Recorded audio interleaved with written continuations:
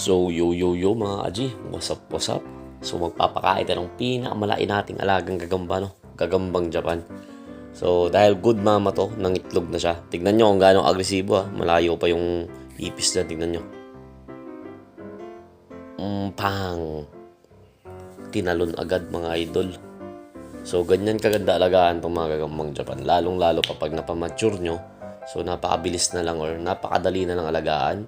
And then, ang lifespan nito nagre-range sa akin no, average ng 1 year up to 2 years. Pinakamatagal ko is 2 years and 4 months simula pandemic mga bossing, no. Nakaanak pa yun ng almost 6 times. So, I couldn't ask for more, no. So, napasaya naman ako ng gagamba na yun.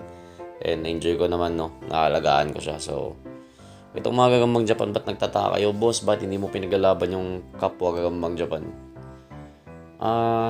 Kasi sa sense na inalagaan ko sila ng matagal, hindi ko kayang makita na, alam yun, magbabakbakan sila. Mas gustuin ko maggastos ako ng ilang libo paglabanin ko yung gagamba na nakukuha sa bundok ng mga hunter ko kaysa itong sarili kong gagamba, no?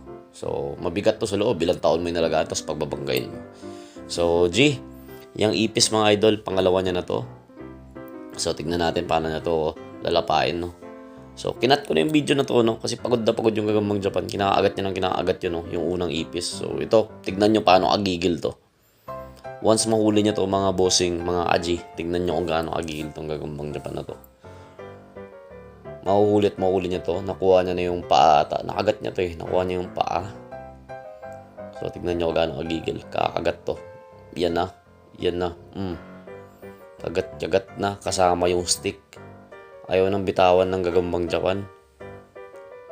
So, binitawan ko na dito yung stick. Tignan nyo kung anong ginawa. So, binitawan ko na yan. Pati stick, sinama niya na. Ayan, oh.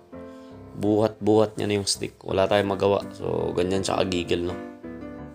So, kasama niya nang nilapa yung stick, mga bossing, oh.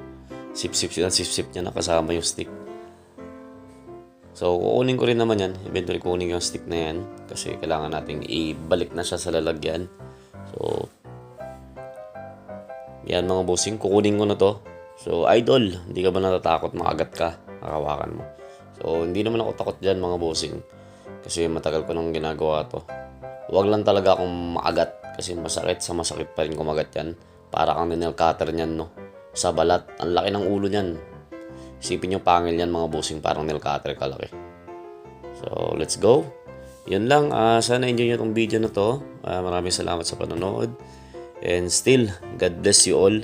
And keep safe ngayong ondas. Maraming salamat.